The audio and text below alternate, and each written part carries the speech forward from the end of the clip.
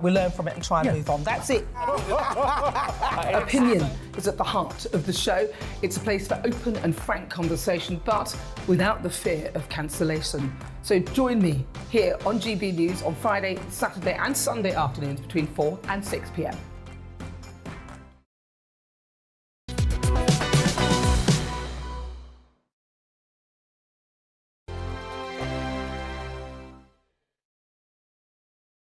Europe is in the grip of the most devastating humanitarian crisis since World War II. The people of Ukraine are facing unimaginable suffering as their homes are destroyed and their loved ones are killed.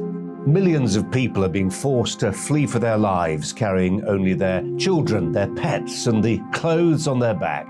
The pain, loss and destruction grows by the day. The people of Ukraine urgently need our help. Already a vast humanitarian operation is underway. Britain's Disasters Emergency Committee, or DEC, brings together 15 leading aid charities to respond to overseas disasters quickly and efficiently. These charities include the British Red Cross, CARE, Oxfam, Save the Children and World Vision.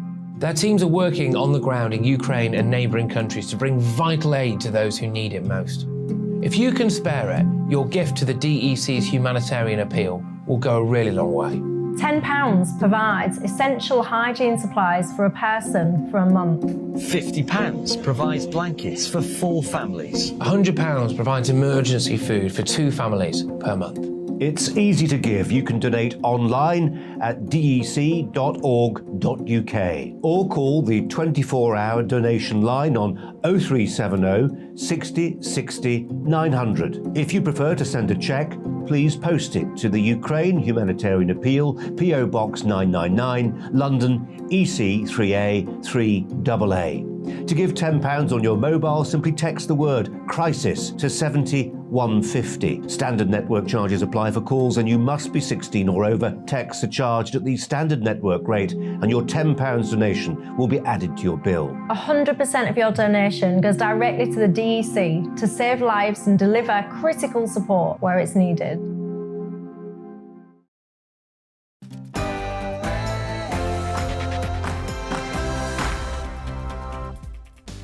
Hello and welcome to The Briefing with me, Tom Harwood. Lots coming up this hour. We're talking about the new energy security strategy, of course. What difference will it make to us? And will it bring down our energy bills anytime soon? And the Chancellor, Mr. Rishi Sunak, used to be Mr. Popular. How times have changed. We'll be discussing that and his wife's non-dom tax status. All that plus COVID in China, buses in the north and the Sabrina Nessa trial.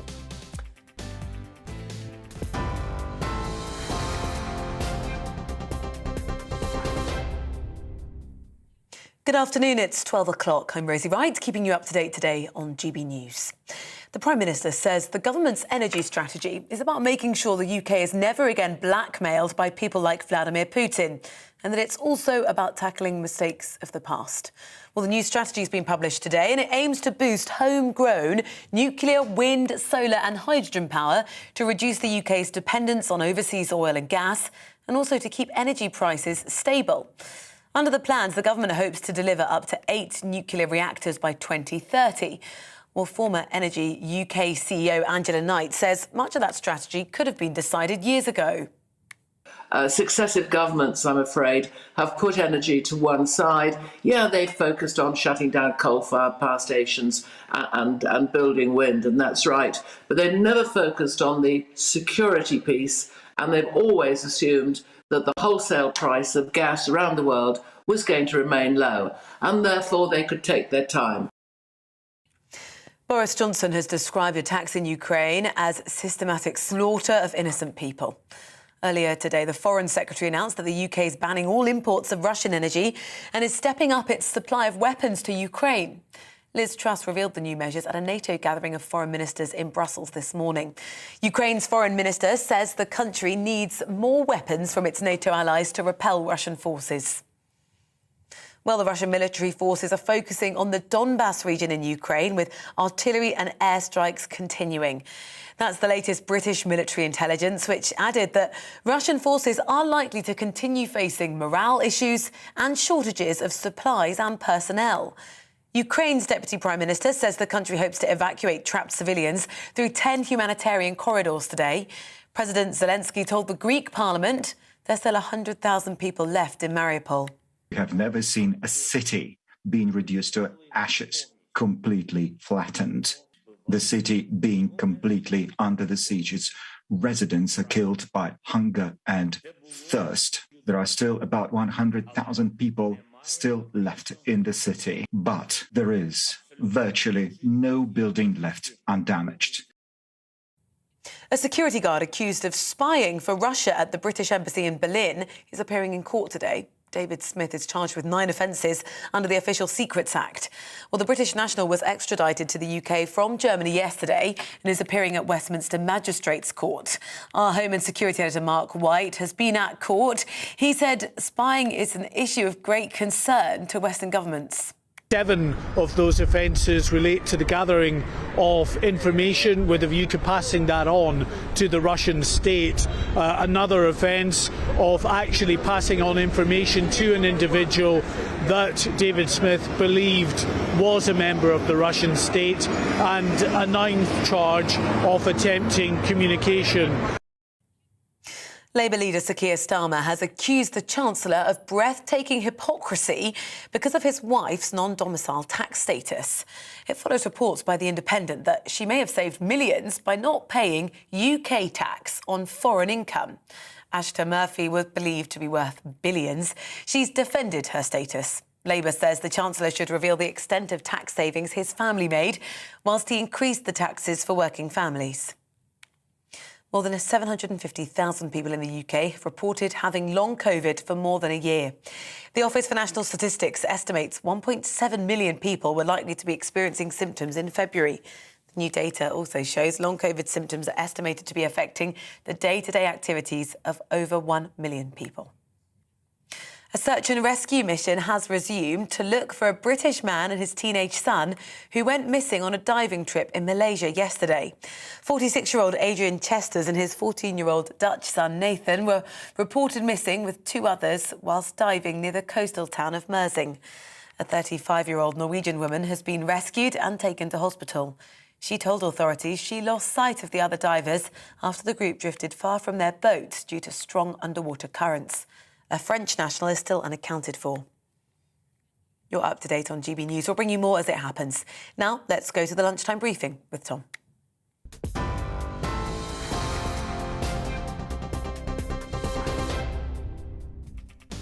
Coming up this hour on The Briefing. It's finally here. The long-awaited energy security strategy is out, with a big focus on nuclear and offshore wind. I'll discuss with Jack Richardson from the Conservative Environment Network what it all means. But will it do anything to help bring down our energy bills? The cost of living is soaring and national insurance tax hike began yesterday, of course. I'm talking to the Joseph Rowntree Foundation about that. And he was wildly popular during the pandemic, but Chancellor Rishi Sunak's fortunes have changed. Now we have to pay for it all. His spring statement didn't please many, and there's now questions over his wealthy wife's non-dom tax status. What's gone wrong? We'll explore that in detail. And while COVID cases are high here, we're completely free. Our freedoms have returned. Millions in China, however, have been forced into a, quote, indefinite lockdown. And they're pretty unhappy about it. They've been protesting. We'll explore that. Plus, buses in the north and the Sabrina Nessa trial. Give me your political briefing on all of the above. Send in your views and opinions by emailing gbviews@gbnews.uk or tweet me @gbnews.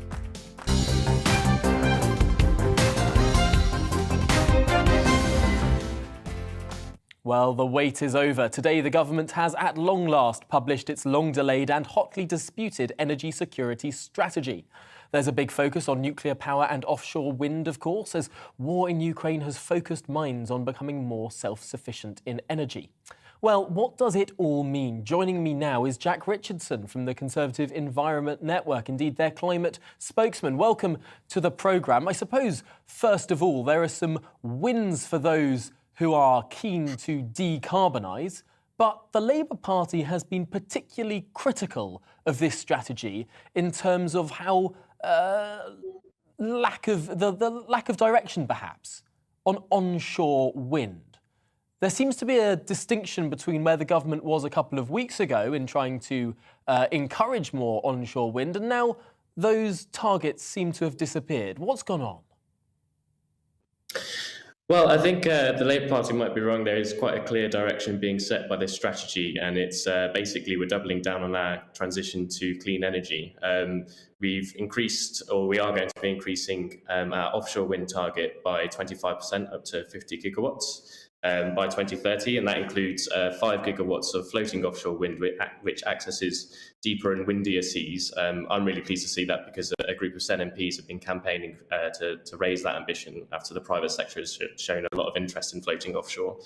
We're also going to be doing a lot more nuclear, so ending the sort of decades of stagnation on nuclear policy. Instead of doing a nuclear decision every decade, we're going to be doing one every year, which I think is fantastic, 8 more reactors.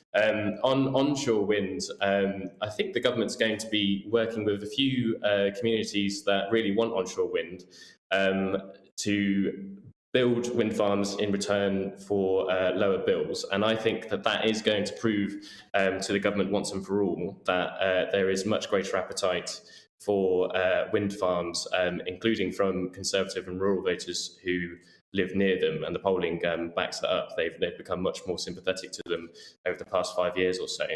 There are a couple of areas which could have more progress as well. So the Chancellor recently unveiled a VAT cut for home upgrades, which will increase energy efficiency, which is a really good way to cut bills quite fast.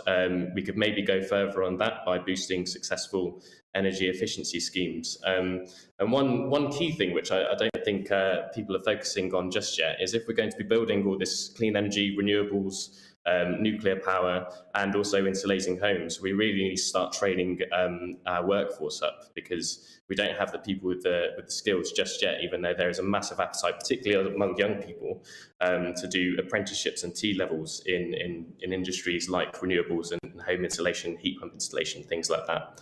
So I'd definitely like to see that step. This might be the crucial point of the whole strategy, might it not? Because all the things that we've been hearing about today, whether it's new nuclear power stations, well, they'll take a decade to build. Even the new wind farms, they're going to take several years to get up and running. Insulation might be slightly faster, but there doesn't seem to be a particular focus in this strategy. I suppose everything that we've heard this morning that we're looking at and poring over, this isn't going to help us this winter. This is probably not going to help us until after the next election.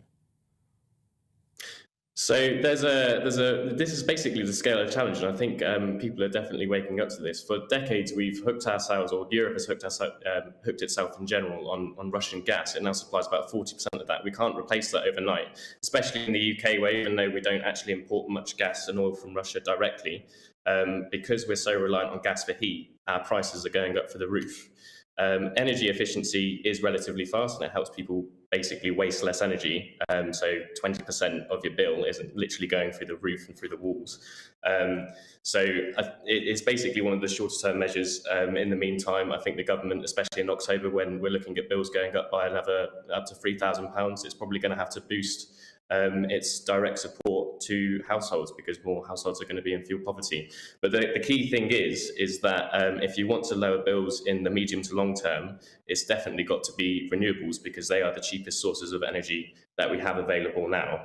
They are by far cheaper than gas, and likely will remain so for good, especially because we're not going to be able to import, or the European market's not going to be able to import cheap Russian pipelined gas from Siberia. So it's going to be more reliant on international gas, basically. Certainly that may well be true in the medium to long term. In the short term, however, the government is talking about increasing production in the North Sea of our own oil and gas. Now, of course, the Conservative Environment Network is more on the pro-net zero side of things, but do you see a role for particularly North Sea oil and gas in the short term, at the very least, to help with the situation here in the UK?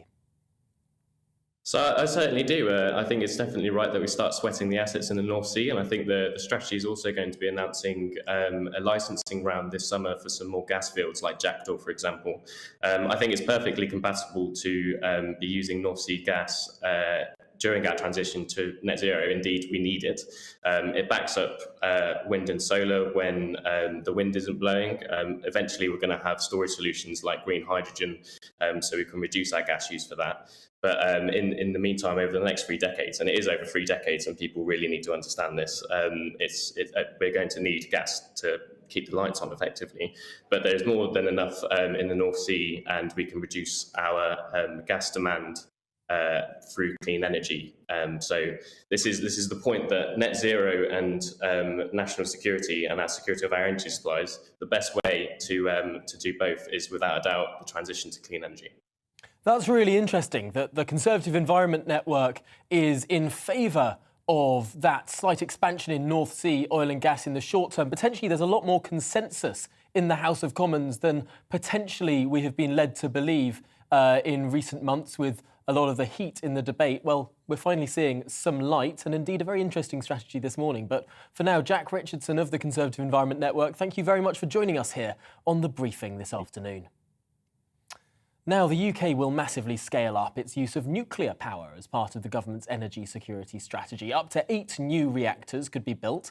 Our reporter Amelia Harper has been to Sizewell B power station in Suffolk to see what the future is for nuclear energy. Operating since 1955, Sizewell B supplies 3% of the UK's electricity, or enough to power 2.5 million homes in East Anglia. It's one of 8 nuclear power stations in the UK. Most of the existing reactors are due to reach the end of their lives and shut down before 2030, but more are being built. French energy company EDF is currently building Hinkley Point C power station in Somerset. It also plans to build another plant, Sizewell C, next to Sizewell B in Suffolk.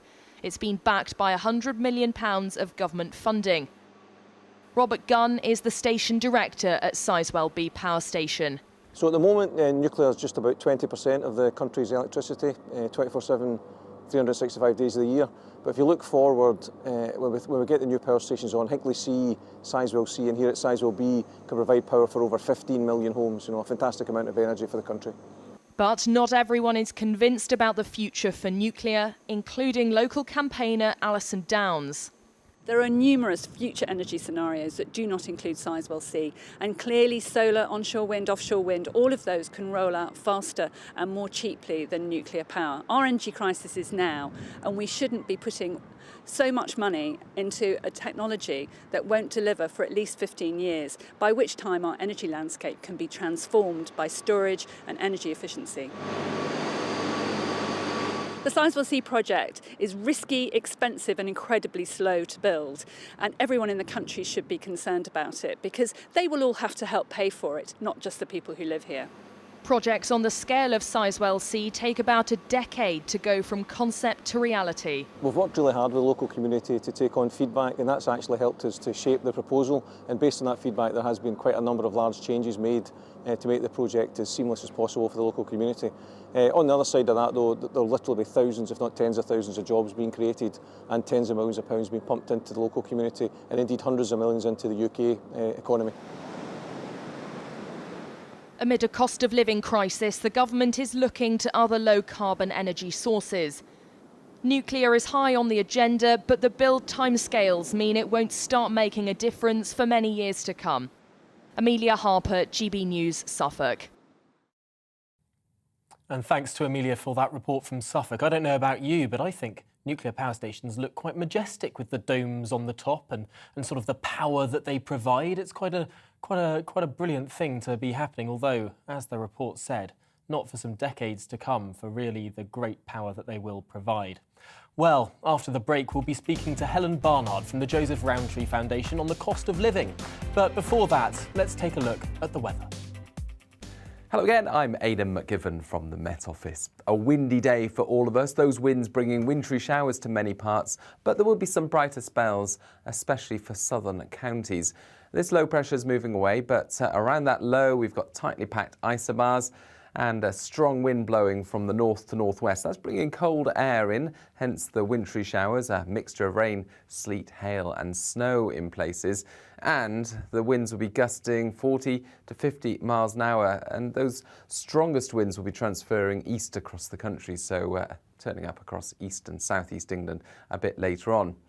The far south stays mostly dry with some sunshine, 12 or 13 Celsius here. Otherwise, further north, it's 8 or 9 degrees, and the lively showers falling as a mixture of rain, sleet, hail and snow over hills. Many of the showers disappear through the night. The winds fall a bit lighter. We'll see clear spells, but further showers into Scotland and Northern Ireland, again falling and settling as snow over the hills. It's going to be a frosty night with temperatures dipping below zero in the countryside. In the far south, however, it stays frost-free. Cloud turns up here. A few spots of rain into the far south and southwest. Mainly the heavier rain stays out in the Channel and affects the Channel Islands, but coastal parts will see a damp start. That rain eventually pulls away. And then for many, it's another sunny spells and showers sort of day. Again, a mixture of hails and sleet at lower levels, snow over hills, and it will stay cold with temperatures of 12 Celsius in the south, 7 or 8 further north. The brisk wind continues, but not quite as blustery as Thursday. Into Friday night, once again, the winds fall a bit lighter. Clear spells will allow a frost to form, and so it's a chilly start to the weekend. But Saturday, for many, looks dry and bright. With lighter winds and more sunshine, it will be a more pleasant day. Join me, Mark White, here on GB News. For more than 2 decades, I've been at the sharp end of reporting crime and security at home and abroad. From the scourge of terrorism to the fight against violent crime and the deepening small boats crisis in the Channel, they're issues you rightly care about, and so do I. As GB News Home and Security Editor, my focus will be on the stories that matter to you.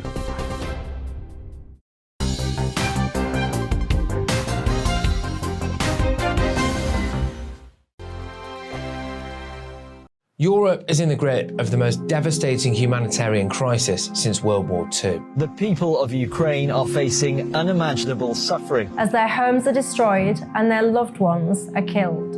Millions of people are being forced to flee for their lives, carrying only their children, their pets, and the clothes on their back. The pain, loss and destruction grows by the day. The people of Ukraine urgently need our help. Already a vast humanitarian operation is underway. Britain's Disasters Emergency Committee, or DEC, brings together 15 leading aid charities to respond to overseas disasters quickly and efficiently. These charities include the British Red Cross, CARE, Oxfam, Save the Children and World Vision. Their teams are working on the ground in Ukraine and neighbouring countries to bring vital aid to those who need it most. If you can spare it, your gift to the DEC's humanitarian appeal will go a really long way.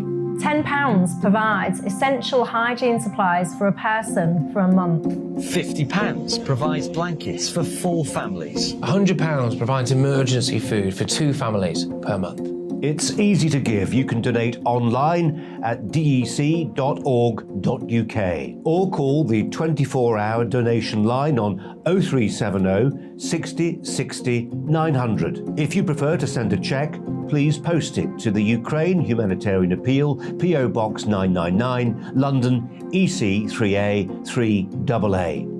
To give £10 on your mobile, simply text the word crisis to 70150. Standard network charges apply for calls and you must be 16 or over. Texts are charged at the standard network rate and your £10 donation will be added to your bill. 100% of your donation goes directly to the DEC to save lives and deliver critical support where it's needed.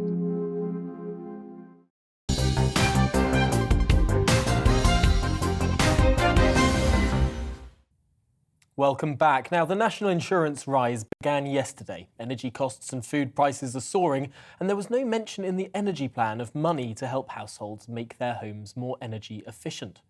Well, how is this cost of living crisis developing? Joining me now is Helen Barnard, Deputy Director of the Joseph Rowntree Foundation, to talk through these very important issues of the pounds in our pockets. Welcome to the programme. I suppose, first of all, this is a problem that is not just facing the United Kingdom. Of course, inflation is higher in the United States. It's about the same level in the Eurozone. The whole Western world is facing a problem that we haven't seen for some decades in terms of the spiralling cost of living. What should we do about it? You're right, it is absolutely a global issue. I think what we're seeing in the UK, though, is a lot of people who are especially vulnerable to facing fairly serious hardship from it, because we've had rising numbers of people on low incomes, in poverty, without savings, people who were either already struggling or really on the brink. And actually, this cost of living crisis, combined with the government's lack of action, is really dragging people down. So I think in terms of what we do about it, what we really need is for the government to give some serious targeted help for people who are not just thinking, well, I might not have a holiday or I might put off redecorating, but are thinking, how am I going to feed the family and keep the lights on for the rest of the year? And obviously the best way to do that is we have a benefit system which is designed to do that, which this government has designed through universal credit. Putting more money into people's pockets through that is how we keep them afloat through this year. And so far there is a very odd reluctance to use the tool that's designed for this kind of situation. I know that there is a compelling case for direct cash transfers, although I would say that the Chancellor's statement did seem to be not that well received and to some extent perhaps overinterpreted in terms of people losing out. Of course, everyone's losing out, but that's mainly due to the rise in prices rather than action being taken by the Chancellor. People on low incomes would be better this year post-statement than pre-statement because of those threshold rises for national insurance. But I suppose this is more about those who are out of work as well, for which there was very little. Why do you think it is that the government is unwilling to put forward those direct cash transfers to those who are potentially not in work? It is extraordinary, isn't it, how little? I mean, I think it's interesting that the threshold rise for national insurance, I think it's a good medium-term policy, but actually even that, the vast majority of the money goes to people in the richest half of the country. And that's what we saw in the spring statement. So, you know, the Chancellor spent £18 billion. He didn't seem short of money to spend, but 2/3 of that is helping people in the richest half of the country. So the problem, I think, is how they are directing the money, not that they haven't got it available. I think, why they're reluctant to use the system that's been designed for it, I think it's very strange. I think it is worry about whether you have to keep doing it. But actually, of course, the big thing they did was essentially put through a real terms income cut for people who are at the bottom, both in work and out of work, actually. So people, because the benefits are only rising 3% and inflation's heading up to 8%, people are seeing a real terms cut of hundreds of pounds. And this, it's amazing. It's going to pull hundreds of thousands of people into poverty. It is, and, it is a weird kind of misdirection. So you spend £3 billion on a badly targeted, strange, clunky council tax rebate. You could spend the exact same money through universal credit and give genuine help to people who need it. You spend £2.5 billion on a fuel duty cut. You could have put that money into energy efficiency and insulation, which would reduce demand and reduce energy bills. It seems to be this just kind of series of missteps where they are spending serious money, but in the wrong way to achieve the impact.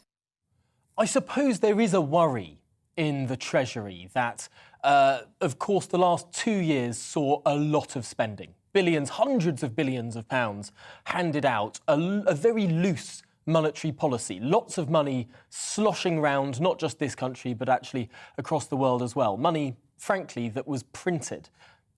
Has that not contributed to the price rises that we're now seeing, the inflation that is now harming those on the lowest incomes? Would spending more money, printing more money, frankly, it would all have to be borrowed, printed or whatever, would that not potentially contribute further to the inflationary problems that we're seeing at the moment?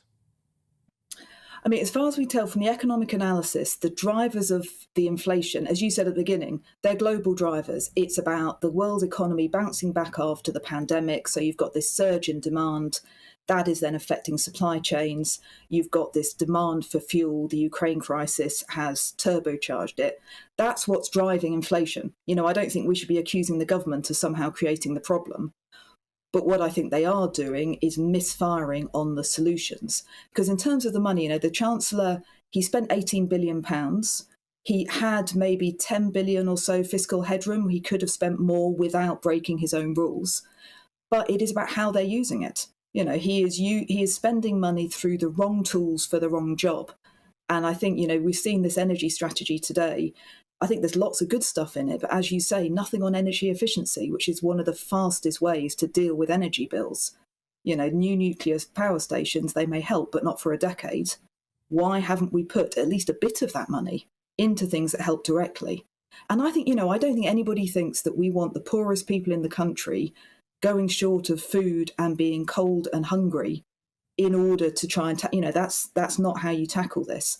And to be honest, the impacts of that on debt, on health, on pressure on the health service, it is, you know, it's a really false economy to do that, as well as the government does say that. The government does say that the next time that the energy price cap will be assessed isn't until the autumn, and so it doesn't want to do any more energy fiscal transfer until that point, because we don't know what the cap will be by then. Just in the last 30 seconds of this conversation, do you think that that is a legitimate argument from the government? No, because they haven't addressed the cost people are facing right now, and making people hungry and cold for the next few months isn't going to help them next winter. We should be addressing the problem now and then looking at what happens in the autumn. And he had the money to do it. He just didn't spend it on that. Well, Helen Barnard, thank you so much for sticking within those 30 seconds. We really appreciate it. Deputy Director of the Joseph Rowntree Foundation, of course. Thank you very much. We appreciate your time here on The Briefing this afternoon. Now, a quarter of bus services in England have been scrapped in the last decade, according to new research by the Campaign for Better Transport. This weekend, the government announced £1.2 billion in funding for local authorities, pledging to level up bus services outside of the capital. Many hope that rural areas won't be forgotten, as our East Midlands reporter Will Hollis has been finding out. As the colour of spring crosses the Derbyshire Dales, a cascade of walkers follows in tow. Bob spent years rambling between his home in Matlock and the Peaks, but longer journeys need particular planning. The first thing I have to think of is where are we going to park? Where I'm going to park, say, 13, 14 cars, but if people can go on buses, it takes the problem of finding a start point out to a degree, and also it takes out the problems to locals. 13 million people visit the Peak District each year. Most come by car, sometimes clogging narrow roads. There are buses, but few along scattered routes. Spence runs the local pub in Starkholmes, opposite the bus stop. It's rare he'll see one go past. It's every 2 hours, so it's not always feasible for people to fit the, you know, whatever they're going out for in with that, whether they've got appointments or anything, because they've got big waits or whatever. But as regards to tourism and businesses, it doesn't really help it much. Of course, bigger towns like Chesterfield do get more buses, but it still needs flexible services to run on-demand routes. This is one of the buses we use, so if Mrs Smith wants to go to the shops but she's in a wheelchair, then we can take out some seats, we can clamp her in the back, and this is the space we use for all the shopping. For some of our passengers, we know it's the only time they get out all week, so it's really essential that we can keep these type of services running and develop them to serve more people who have those needs. The government's investing billions of pounds in public transport, pledging to make it cheaper and greener. Early figures show Derbyshire will get £47 million as part of the bus service improvement plan. It had hoped for twice as much, and like many councils, must lower aspirations. The council says that the funding will encourage passengers onto buses and cars off of roads, while helping its approach to climate change.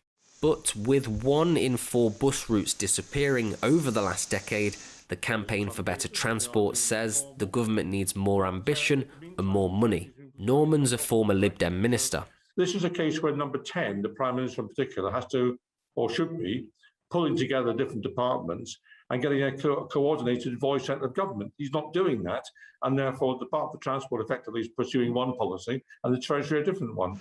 Passenger numbers are still shy of pre-pandemic levels. The return to traveller peaks won't be a short trip. Will Hollis for GB News in the East Midlands. Well, after the break, we'll be joined in the studio by William Atkinson from the Conservative Home website. We'll be talking about Rishi Sunak's slumping popularity in a survey they carried out, and the latest questions he's facing over his wife paying taxes. Plus, we'll cross live to our reporter Alice Porter, who's at the Old Bailey, looking ahead to the sentencing of Sabrina Nessa's murderer. But first, it's your news with Rosie Wright.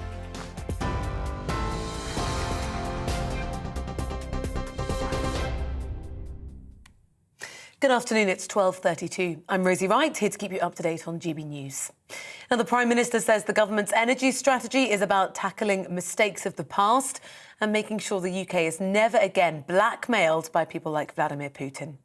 Well, the new strategy has been published today and it aims to boost homegrown nuclear, wind, solar and hydrogen power to try to reduce the UK's dependence on overseas oil and gas and also to keep prices stable. Well, the Labour leader, Sir Keir Starmer, says the measures fail to address the issues people face right now. This won't help those who only last week saw their energy bills go up by hundreds of pounds. What they want from the government is a response that meets that challenge. This list, this cobbled together list of things that could and should have been done over the last 10 to 12 years isn't enough. And, you know, it leaves, because of political squabbling, it leaves out of account really important initiatives like keeping homes warm, insulating homes, which I've seen for myself, can make a huge difference and reduce bills by up to £400. That's the real action we were looking for today. Boris Johnson has described attacks in Ukraine as systematic slaughter of innocent people. Earlier today, the Foreign Secretary announced that the UK is banning all imports of Russian energy and is stepping up its supply of weapons to Ukraine.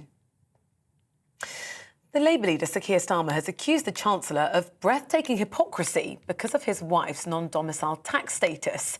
It follows reports by The Independent that she may have saved millions by not paying UK tax on foreign income. Now, more than 750,000 people in the UK have reported having long COVID for more than a year. The Office for National Statistics estimates 1.7 million people were likely to be experiencing symptoms in February. The new data also shows long COVID symptoms are estimated to be affecting the day-to-day activities of over 1 million people. You're up to date on GB News on your TV, online and DAB+ radio. Now, we'll head back shortly to the briefing.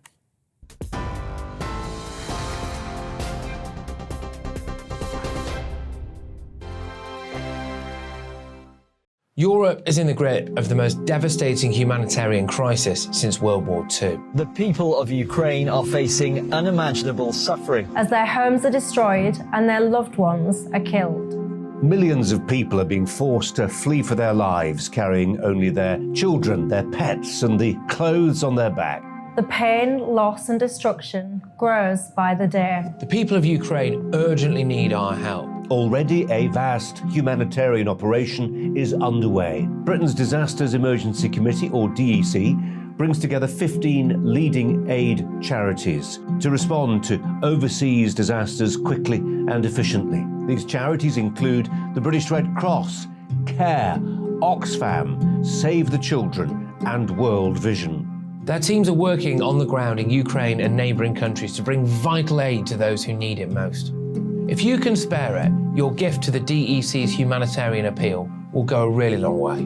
£10 provides essential hygiene supplies for a person for a month. £50 provides blankets for 4 families. £100 provides emergency food for 2 families per month. It's easy to give. You can donate online at dec.org.uk or call the 24-hour donation line on 0370 60 60 900. If you prefer to send a cheque, please post it to the Ukraine Humanitarian Appeal, PO Box 999, London, EC 3A 3AA. To give £10 on your mobile, simply text the word crisis to 70 150. Standard network charges apply for calls and you must be 16 or over. Texts are charged at the standard network rate and your £10 donation will be added to your bill. 100% of your donation goes directly to the DEC to save lives and deliver critical support where it's needed.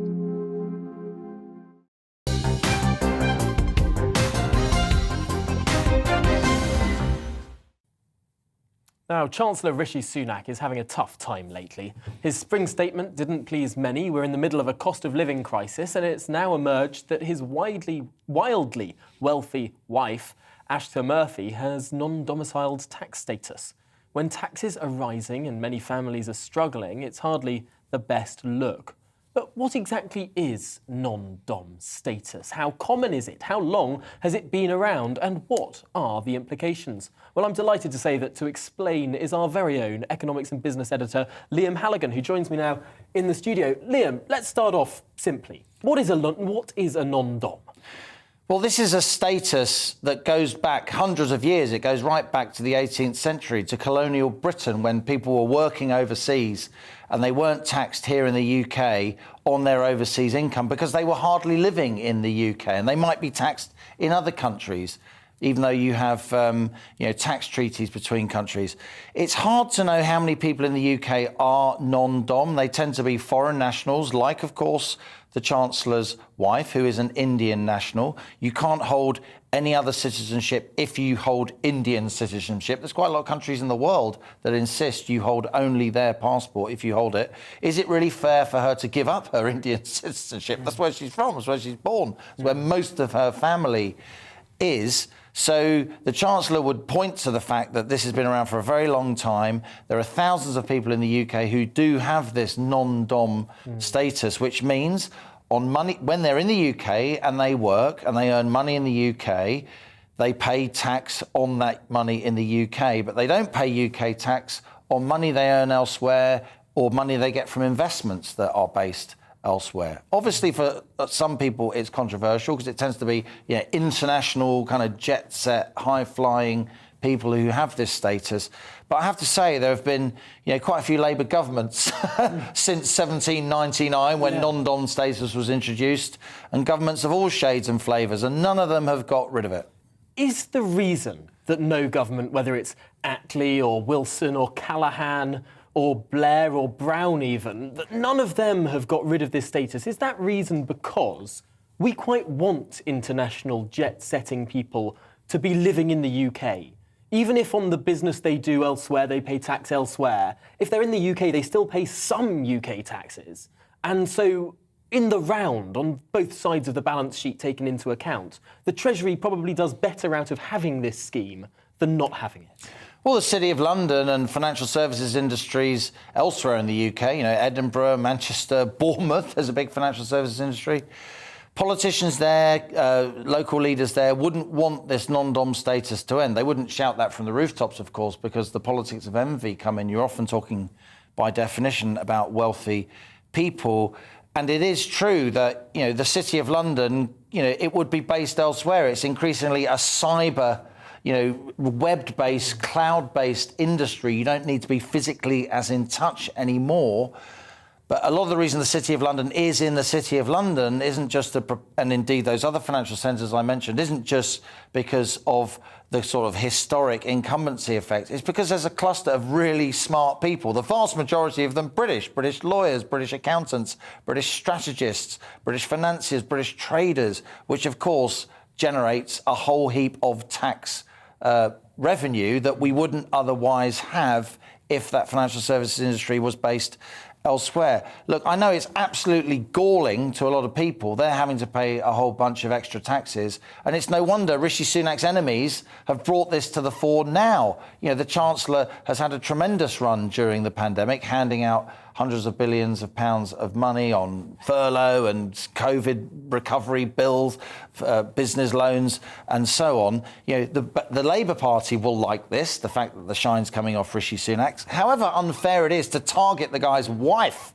who isn't involved in politics. They'll say his family is benefiting and so on. But the alternative is that she gives up her Indian citizenship, which is pretty strong. It's also worth saying there'll be some people in the Conservative Party, maybe in other Downing Street addresses, will be quite happy that the Chancellor's getting a bit of a shoe-in over this. I don't think that's too cynical to say. I'm not saying that the Tories planted this story, but I do think there will be people on the backbenches, shall we agree, that didn't like the fact that the Chancellor insisted on raising national insurance when he did during his spring statement, and will see this as a kind of political comeuppance for Rishi Sunak. Well, Liam Halligan, thank you for that in-depth explanation. I feel like I know much more about non-DOMs, because this was a story in 2015. Yeah, it's been... Let's not forget, it pops up every now and again. Absolutely. And I could name a bunch of people now who were non-DOM back in the past. We'd risk a legal suit, though, because I don't know if they still are. It's very difficult to smoke out this information, but someone has discovered that status of Mrs. Sunak and decided to make political capital out of it now. Well, certainly it's a fascinating issue, and no doubt more on the national insurance contribution rise with fantastic guests. Liam, at your show at 1 o'clock on The Money with Liam Halligan is from 1 here on GB News. Now, Rishi Sunak was so popular when he was paying the nation's bills during the pandemic, but now, of course, those bills need to be paid. He's facing criticism that he's not helping hard-pressed families enough. And at the same time, plenty of people are unhappy with paying higher taxes. His poll ratings have plunged. Well, joining me now is William Atkinson, assistant editor of the Conservative Home website, which has been conducting a survey of Conservative supporters in terms of cabinet rankings. And recently, Rishi Sunak has, in the last month, plummeted down. What's happened? Well, as you say, Tom, post-spring statement, Rishi has had not a very good performance, shall we say. He has gone from being, I think, mid-table, the sort of Ipswich of government ministers at the moment, to plummeting right down to the depths of, I think it's Norwich at the bottom of the table, isn't it? So he's now in bottom 3 at the moment. He's in the relegation zone when it comes to our party member survey. And I think that's very much post-spring statement, because I think the general public and Conservative members as well don't like paying more in tax. They also want the government to spend more money on lots of different priorities, and they don't want the government to borrow money to pay for those priorities, but they also don't want to pay more in tax. So especially today's story may heighten the fact that Mr. Sunak is not in a lot of people's good books over the fact that he's making them stump up for actually paying off this pandemic that we've been living through for the last 2 years. It's an unenviable position, I'm sure. However, let's explore this survey in a bit more detail. It's widely respected. It's been uncannily accurate in the past when looking at the fortunes of various leadership contenders. But ministers do have a habit of bouncing right down to the bottom and back up. Boris Johnson, for example, used to be at the bottom of the table a few months ago, and he's pinged back up to the middle of it. What's going on there? Well, as we all know, a week is a long time in politics, so a monthly survey must, it's watching the trends that go in the popularity of various different ministers across a whole different month. So, as you say, Boris is in negative territory last month, but post-Ukraine, he's bumped all the way back up to mid-table. So I think this is very much just reflecting a bad series of headlines for the Chancellor. Looking at the newspapers today, I don't think those are necessarily going to get better over the next week or so, but it's been an incredibly bizarre couple of years, economically speaking. And the Chancellor was incredibly popular when he first came in because he was paying everybody's bills. And he sort of seemed the sort of sensible accountant the nation needed at a moment of national crisis. Whereas now he's actually saying, those bills that I said we didn't have to pay a couple of years ago when we were printing lots of money and we were borrowing lots of stuff, we now have to pay those off.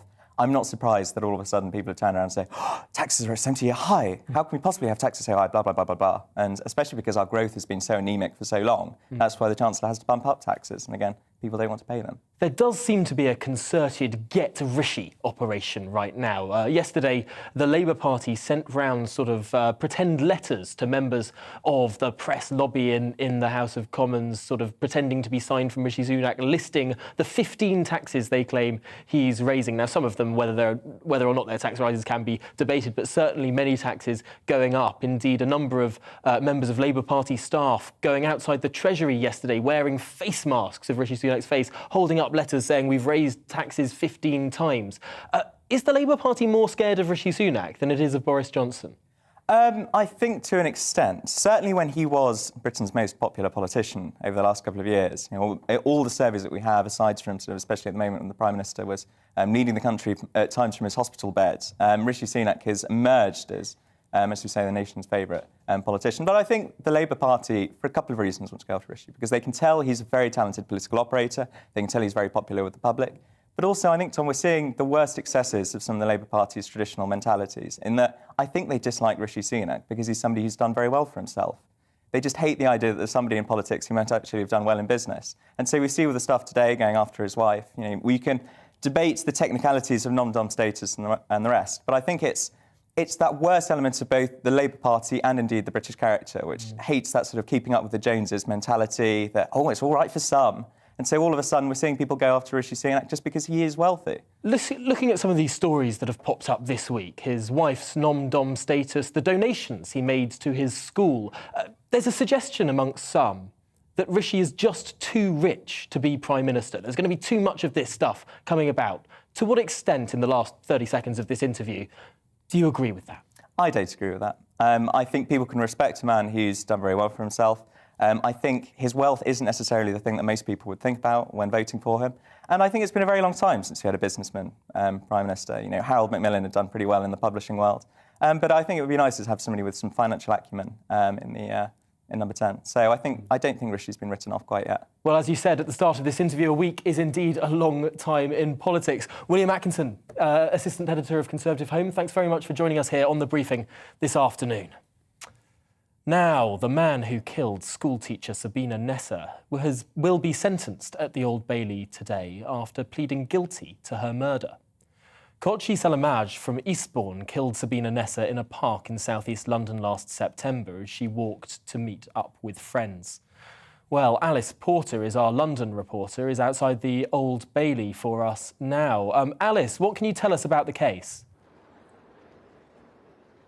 Hi there, good morning. Well, I was speaking with the police this week and they described this crime as a premeditated sexual attack. And the premeditation goes back to the time that on the 17th of September last year that Samalaj, he had booked in to a hotel in Eastbourne and booked in 3 days before. And he then propositioned his ex-wife in the car park of the hotel. It was in fact a hotel where she worked.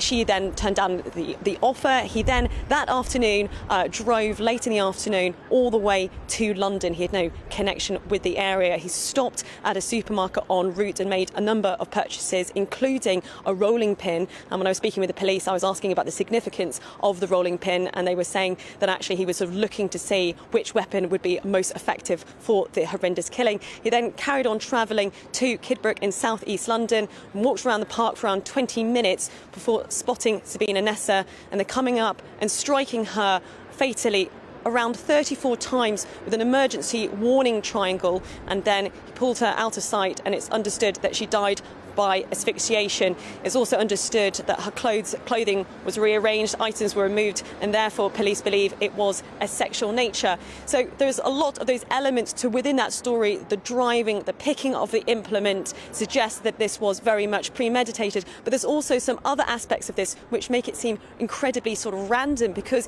he had absolutely no criminal convictions in the UK nor in Albania, where he was from. And when I was speaking to police, they actually put his details and contacted 16 countries, and none of them say they have any record of him whatsoever. So police were saying to have someone go from never having committed a crime on record, although I think it's important to stress he did have a history of domestic violence, so was committing crimes in that sense, but had never been caught, to go from that to committing such a horrendous murder in this way, for them, the police were saying, was highly unusual. It's the most extraordinary and harrowing story, especially in an era where we keep seeming to hear about violence against women and girls, particularly in the capital. Just finally, Alice Porter, when do we expect we may be able to hear the result of this case? Well, I'll be going in at about 2 o'clock, and I think it'll be about 4:30 that I'll most likely be hearing what the sentence will be. The prosecution have already put forward that they're hoping it will be a 30-year jail sentence because of the severity of the crime. Because, as you were saying there, this case has really highlighted a number of issues regarding women's safety in the capital. And you can see behind me there are some women who've been gathered here. This case happened 6 months after Sarah Everard, and I think it highlights a lot of concerning issues regards to women's safety and violence against women. So I think it's a highly political trial, I guess, in this way, but he has pleaded guilty, so I think it will be a relatively straightforward one, and we can expect quite a hefty sentence given the severity of this horrendous crime. Well, Alice Porter, thank you so much for bringing us the very latest there from outside the Old Bailey. We'll continue to watch with interest. And finally today in the programme, COVID cases may be high here, but we're free to go about our lives normally. Spare a thought for the millions of people in China, tens of millions of them, now locked down, quote, indefinitely. Parents separated from their children if either test positive, and all in the name of, quote, zero COVID. Well, joining me now to discuss this is Christopher Snowden, head of the lifestyle economics at the Institute of Economic Affairs. And Chris, I saw you share the most remarkable report last night on Twitter of what's going on in Shanghai, a city of 25 million people locked down, some of whom have taken the incredibly brave decision to protest. Yes, they have. I mean, people's tempers are really fraying, as you can well imagine, in places like Shanghai and the other towns and cities that are locked down, potentially indefinitely, because the Chinese Communist Party is really chasing its own tail at this point. It has got itself and its country into a whole lot of bother here. Partly, and in fact mostly, because the vaccination rate amongst the elderly is so low. Weirdly enough, the Chinese government started off by vaccinating people under the age of 60 and more or less told people that it's dangerous to take the vaccine if you're much older than that. So only 50% of people aged 80 or older have had 2 jabs. Only 20% of that age group have had the booster shot, and we know how important the booster is against Omicron. China has managed to suppress previous variants. No country has managed to suppress Omicron. They tried splitting Shanghai in half and locking one half of it down, the other half down later on. That didn't work. Now the entire city is locked down. They might be reducing symptomatic cases a bit. It's a bit hard to tell from the figures, but the number of cases are so high, there's no prospect of them getting to zero COVID, which is, of course, their policy aim. And that's the other side of it, is there's a big political issue here that the Chinese Communist Party has really tied its flag to the idea of zero COVID. It has mocked other countries for allowing the virus to run rampant as it sees it. And there's a real risk, a very real risk, that they're going to see in China what happened in Hong Kong recently, when Hong Kong had the highest daily COVID death rates of any country anywhere during the course of the pandemic. Because even though Omicron is milder, if it spreads like wildfire and you haven't got people very well vaccinated, you are going to have a huge number of deaths. And that would be obviously a humanitarian disaster for the people of China, but it would be politically very, very awkward for the Chinese Communist Party. Of course, we in the West are very well vaccinated. We also had a bit of community transmission as well earlier on, which means that we're pretty well suited to this endemic phase of COVID. Meanwhile, the authoritarian parts of the world, which may or may not have had a more fun, shall we put it, 2020. I remember Wuhan, just months after the first big outbreak, they were under lockdown for a while, it got lifted, and while we were under lockdown, they were partying. It now seems that the shoe is on the other, the boot is on the other foot, that potentially it's completely backfired, this policy, and that really, with Omicron, with the further variants, with the transmissibility of COVID as it is now, zero COVID is in effect impossible. But zero COVID is dead. You know, New Zealand tried it and they gave up once Omicron came along, but New Zealand had vaccinated people very well, so they got out of it, in good form. Same with Australia. I mean, there are still a handful of people in this country who think we should chase zero COVID. It's impossible. Shanghai and the rest of China at the moment is showing us that it's going to be impossible. You mentioned Wuhan. Yeah, with the much less transmissible original variant, they did manage to extinguish it, but it took, as you say, months. I just don't see any prospect for Shanghai coming anywhere close to that. But what's the alternative? They're going to let it spread and they're going to have potentially millions of people dying. I mean, the economic impact is massive as well, not just for China, but for the world. I mean, Shanghai is probably the most important port for manufacturing in the world. And clearly locking down the entire city for weeks, and if not months, is going to pinch the global economy, to say the least. Authoritarian way of dealing with this virus might have seemed good at the start, but potentially not so good now that we've reached where we have reached. Although I suppose China worries about saving face, it worries about its economy, it worries about its health. It's a tricky one to get out of. For now, Christopher Snowden, thank you very much for talking us through that issue there, and I suppose we're pray for the people of Shanghai. Well, you've been watching The Briefing with me, Tom Harwood. The show's back every weekday from 12 p.m. Up next, it's Liam Halligan with On the Money. But for now, I'll leave you with the weather. Hello again, I'm Aidan McGivern from the Met Office. A windy day for all of us, those winds bringing wintry showers to many parts, but there will be some brighter spells, especially for southern counties. This low pressure is moving away, but around that low we've got tightly packed isobars and a strong wind blowing from the north to northwest. That's bringing cold air in, hence the wintry showers, a mixture of rain, sleet, hail and snow in places. And the winds will be gusting 40 to 50 miles an hour, and those strongest winds will be transferring east across the country, so turning up across east and southeast England a bit later on.